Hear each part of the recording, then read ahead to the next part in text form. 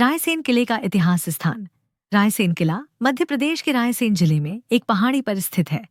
ये किला बहुत प्राचीन है और इसका ऐतिहासिक महत्व भी काफी बड़ा है। प्राचीन काल।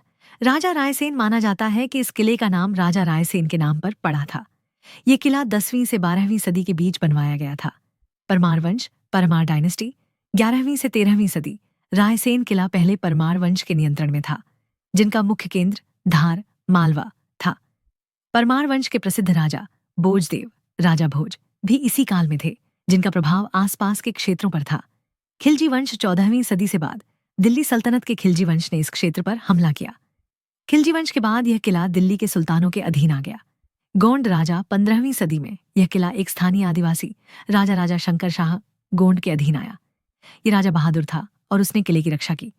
रानी दुर्गावती की कथा 16वीं सदी। गोंड वंश की महान रानी दुर्गावती ने भी इस किले को कुछ समय तक अपने अधीन रखा। रानी दुर्गावती वीरता की मिसाल मानी जाती है।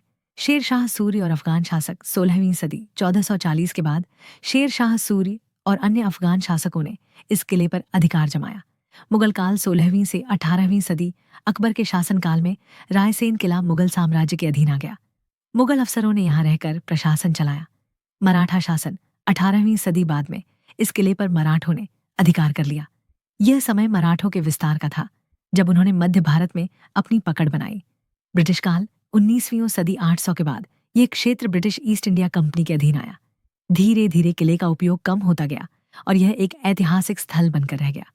मुख्य आकर्षण किले के अंदर झीलें, महल, मंदिर और मस्जिदें हैं।